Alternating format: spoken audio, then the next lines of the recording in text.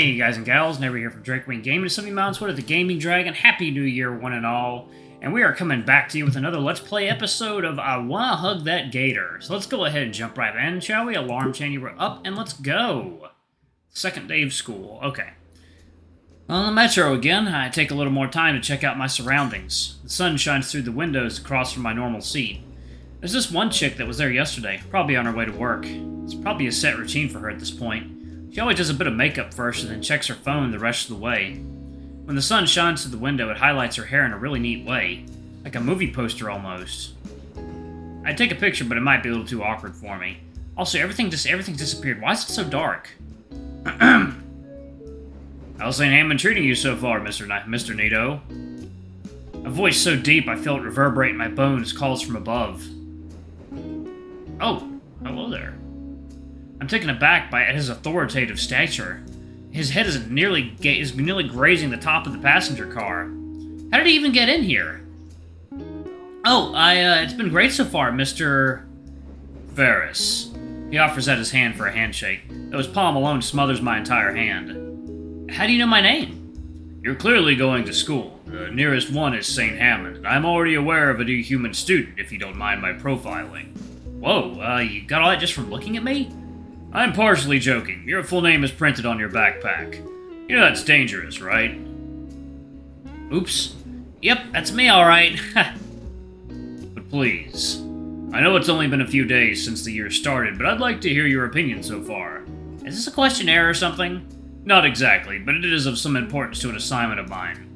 What does that mean? Oh, what am I being secretive for? I'm here to audit your school, see the teachers, know the students, make sure it's a proper place of learning. I wish it were something worth being secretive about.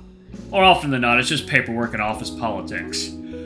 Oh, alright then. My thoughts on the school so far.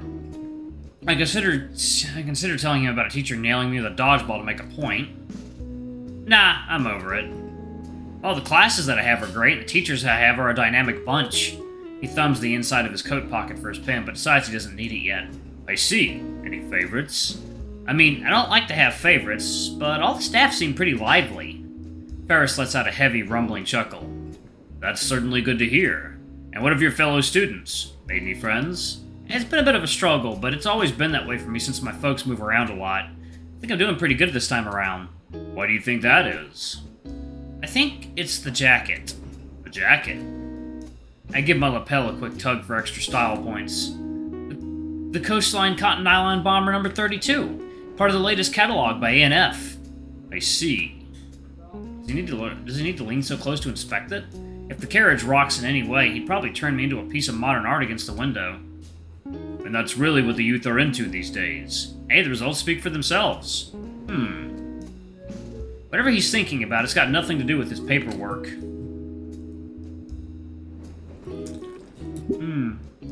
Oh, yeah. I think I have a pretty good idea on what it could be, though. Mr. Ferris? Do you got no swag? Well, I guess that probably answers it. I admit to being a little gray. I'm aware I'm not exactly with it anymore. Well, even the older generation can dress to impress. You just have to see what people today like to wear. I'm certainly willing to listen to the youth of today, yes. It is somewhat important to my job to know how the student body thinks. And my niece often suggests dressing more relaxed, whatever that means.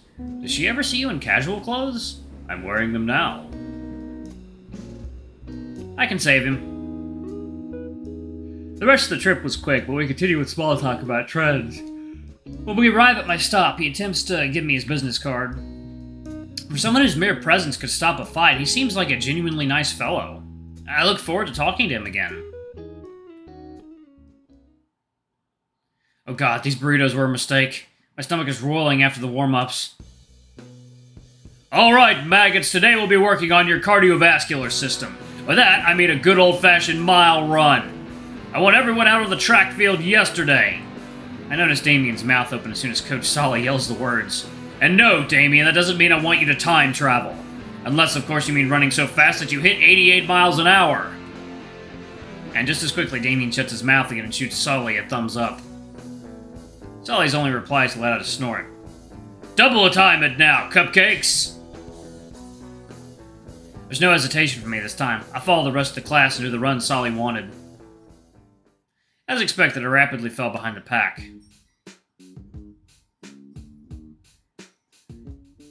Hey, Inco, nice of you to drop by. How you doing?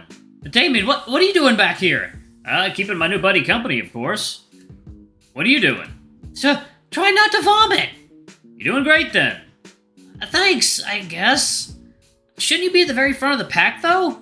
Next to Mia? Nah, man, not her. Mia? You know, the one who knocked you out yesterday. A brief flashback reminds me of the red Parasaurus. Ah, her. By the by, glad to see you doing way better today. You're even up and running. Yeah, glad I didn't wind up with permanent brain damage. Hey, question. Was what happened yesterday normal around here? Well, Mia's a wild one, that's for sure. Best not to mess with her unless you're into those kinds of chicks, in which case be my guest. As for Solly, yeah, he's always like that. He'll get used to it, though. He ain't that bad a guy once he warms up to you. If you say so. Hey, don't worry, man. You're gonna fit right in no time flat. In fact, you should sit with us at lunch. That way we can give you the proper welcome and stuff.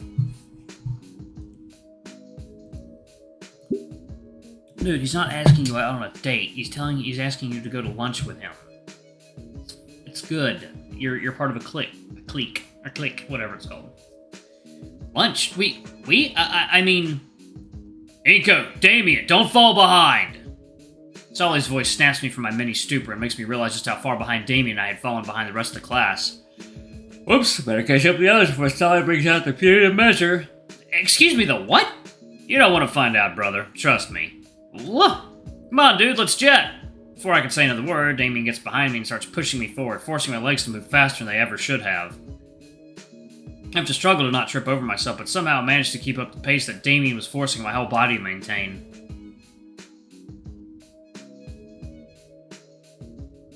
Ah. 5 minutes and 3 more laps later, I fall flat on my ass, my heart beating so fast and lungs burning so fiercely that every breath feels like sandpaper scraping against my throat. Regardless of that, though, I finish the jog. The first small step towards conquering my physical weakness. Good job, maggots! Keep this up and you'll be soldiers yet. Solly turns to me and with a slight grin shoots me a thumbs up.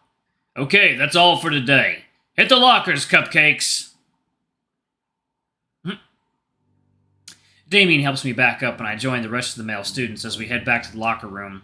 We talk a bit more about our interests and other school matters on the way, Damien filling me in a bit on St. Hammond's history during the 3 years he had been in attendance. By a bit of luck, our lockers aren't that far apart from one another, but our conversation isn't a real possibility considering all the other ones going on in the relatively cramped locker rooms. There really isn't that much more time to chat before the bell rings for our next class switch.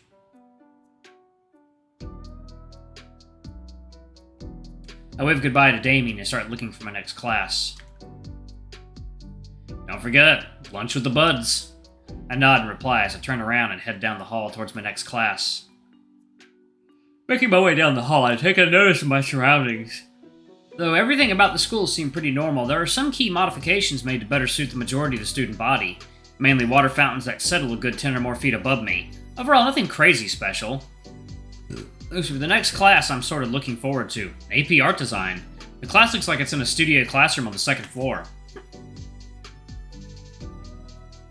Part of the school here is built to be both inside and outside, with open ceilings and walls here and there. Since it's also the art wing, the displayed pictures are coated in hydrophobic layers and framed. Although, since it's the start of the year, the halls are freshly cleared, waiting to be filled as the semesters pass. Of course, there's no shortage of drains. This hall in particular is displayed prominently in the school's advertising material, and for good reason. The carefully and expertly built dynamic between the surrounding nature, the school, and even the building materials themselves is nothing less than mystical.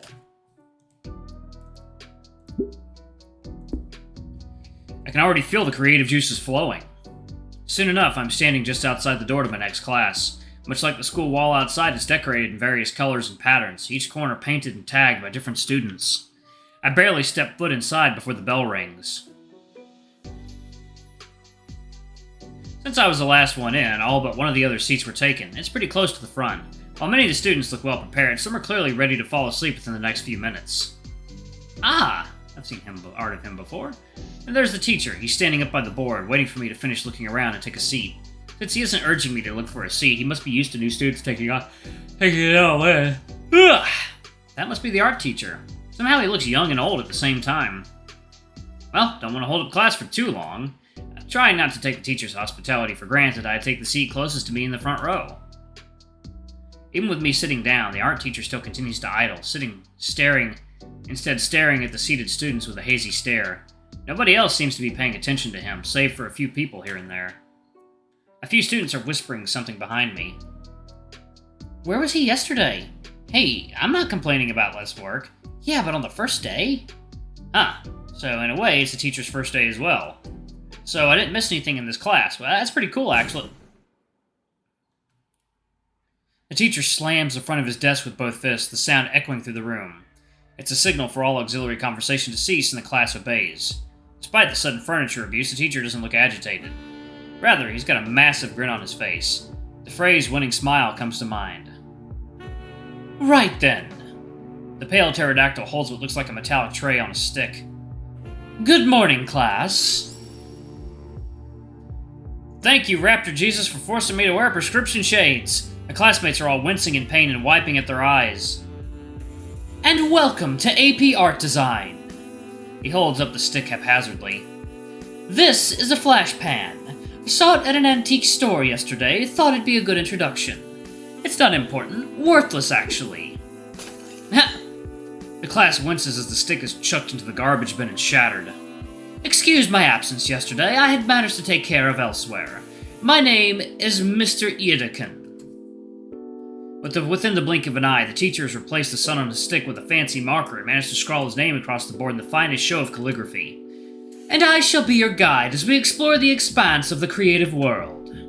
Let's not dilly-dally then, shall we? For a teacher, he's very animated. This first week, we'll be going in depth on the history of the fundamentals of art. Perhaps a little trial by fire as well, to get your creative juices flowing. There's murmurs from my classmates, so I pay them no mind. In fact, the prospect of doing some creative work to create something that I could possibly show off. For a brief moment, I picture my own name on a placard in the hallway outside the principal's office. I'll wait. For now, though, I'd like for you all to open up your book to page 3. Right, my book... Wait, what book? Wait.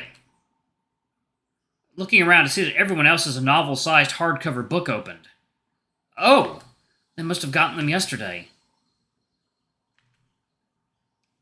Now then, class, we'll be starting with... I hesitantly raise my hand. Mr. Edekin, sir? I, don't have a book yet. You don't have... How? The substitute passed all of them out Oh. His eyes flicker open a second as he connects some internal dots. Alright, I'm going to go ahead and pause it right there.